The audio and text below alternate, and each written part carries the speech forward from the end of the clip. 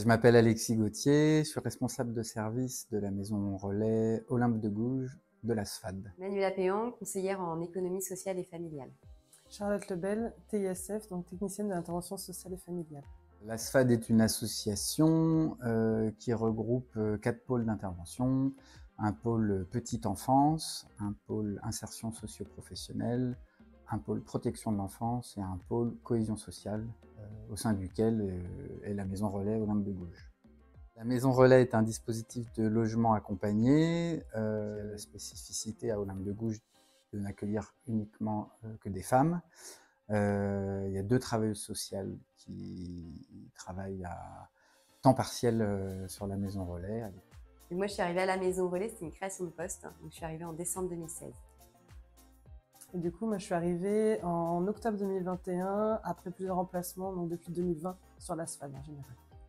Donc on a 13 logements sur la maison relais et le bureau des professionnels est au cœur du bâtiment,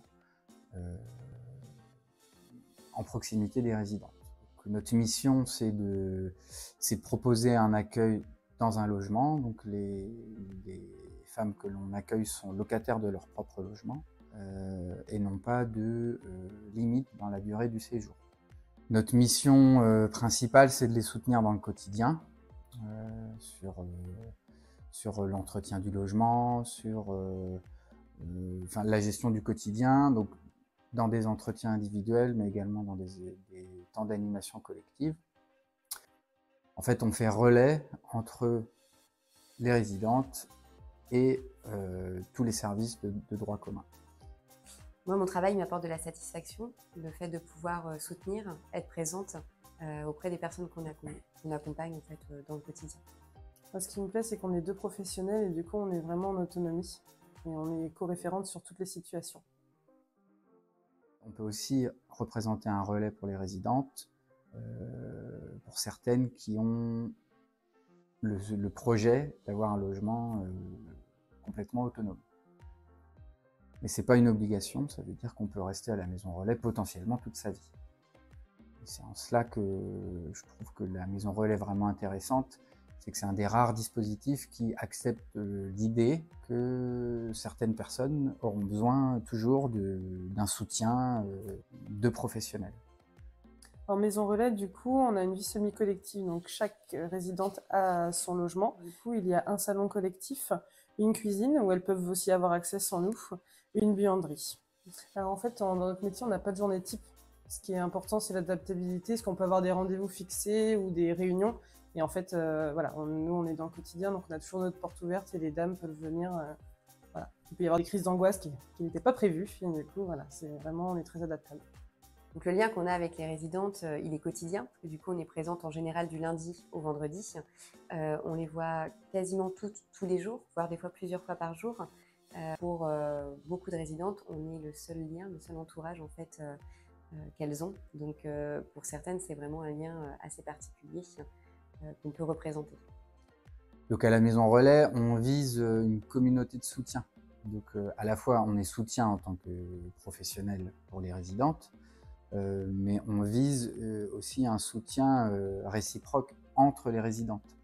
Donc ça se décrète pas, ça se travaille, d'où les animations collectives, d'où les temps aussi individuels qui permettent de tendre vers une confiance entre les professionnels et les résidentes.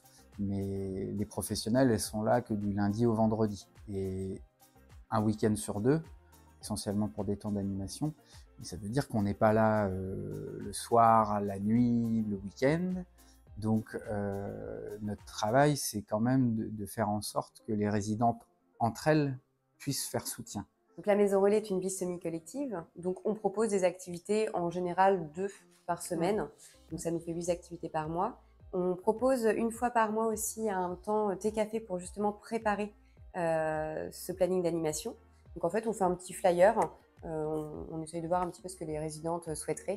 C'est pas des temps qui sont obligatoires. Après, c'est des temps par contre qu'on demande à ce qu'ils participent quand même de temps en temps.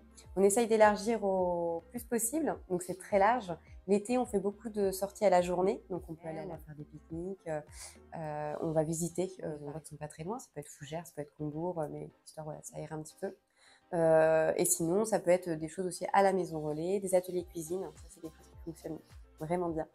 Ça peut être aussi des ateliers de bien-être où là on leur propose des soins des mains, des soins du visage, voilà. On peut faire des jeux de société, on peut aller à la piscine, au bowling. C'est relativement large. Et puis après, on a aussi des partenariats. Par exemple, on est en partenariat avec le TNB, la Bretagne. Et donc, 3-4 fois dans l'année, on participe à des spectacles. Et là, cette année, ça a été une première. La semaine dernière, on est parti séjour, donc à l'étang du Boulet, à une demi-heure de Rennes. Donc, on est parti 2 jours, on avait préparé des activités. Et ça a été aussi un moment un petit peu hors du temps. Et pour certaines, ça faisait des années, ou c'était peut-être la première fois aussi qu'elle partait de Rennes pendant 2 jours pour du loisir. Il y a un point qui est peut-être pas encore suffisamment identifié par nos différents partenaires, notamment nos partenaires orienteurs, c'est-à-dire les partenaires qui orientent des femmes vers notre dispositif, et nos partenaires également dans le suivi des accompagnements. Ce qui est très important, c'est que nous, à la Maison Relais, on ne fait pas d'accompagnement global. Donc, pour entrer en Maison Relais, la personne doit avoir un référent social extérieur. C'est-à-dire qu'on va pouvoir l'accompagner sur plein de domaines, mais il y a des moments où on va devoir en fait relayer à nos partenaires pour qu'ils puissent faire des démarches aussi avec la personne. On ne fait pas d'accompagnement global au sens général. On intervient sur les domaines de la vie quotidienne, santé, alimentation, budget, mais il y a des moments où effectivement, par exemple, le renouvellement d'un dossier MDPH, on peut demander au curateur d'effectuer cette mission.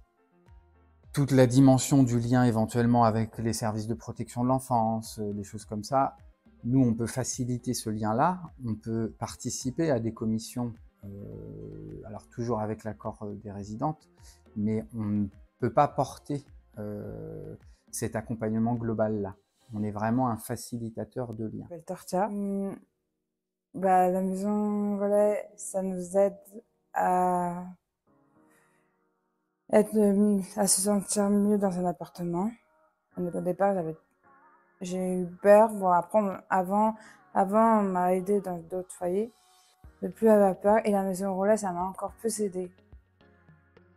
De plus avoir peur dans un appartement. Quand je suis arrivée là, je me suis intégrée directement. Très vite même. On se voit le week-end, on se voit dans la salle collective. On peut parfois se promener entre nous sans les professionnels aussi. Ça nous arrive de faire les magasins ensemble et tout. Et quand ça va pas, on se parle. On s'invite chez soi pour prendre un petit café. À la Maison Relais, ça aide à toutes les personnes en difficulté. Une difficulté qu'ils aimeraient bien avancer dans leur vie aussi. En tout cas, ça peut leur apporter beaucoup de choses. Et des professionnels très sympas. Bonjour, je m'appelle Alexandra. Je suis arrivée en Maison Relais suite à une hospitalisation de 1 an en fait. Je trouvais que la Maison Relais c'était un bon moyen de reprendre un petit peu ma vie en main en fait. Voilà, parce que c'est vrai que j'étais logée, nourrie, enfin toutes les tâches du quotidien, il y avait tout à refaire, quoi. Réapprendre à faire ses courses, réapprendre à manger. Et puis après, c'est la gestion du logement, en fait. Réapprendre à entretenir son logement. Enfin, je pense que je pouvais pas vraiment tomber mieux, parce que j'ai visité d'autres maisons relais. Et c'est vrai que ici, c'est sécurisant, qu'ici, on a un espace pour s'exprimer, en fait. On a tendance à s'isoler quand on est tout seul et à rester dans ses murs. Et donc, le conseil que je donnerais, c'est de venir sur le collectif. Voilà. Moi, j'ai été en logement autonome, mais j'étais vraiment pas du tout en sécurité. Quelque chose qui tient, quoi, un socle, pour pouvoir justement être sur d'autres aspects de la vie après. Le fait d'avoir vraiment un cocon, un chez-soi.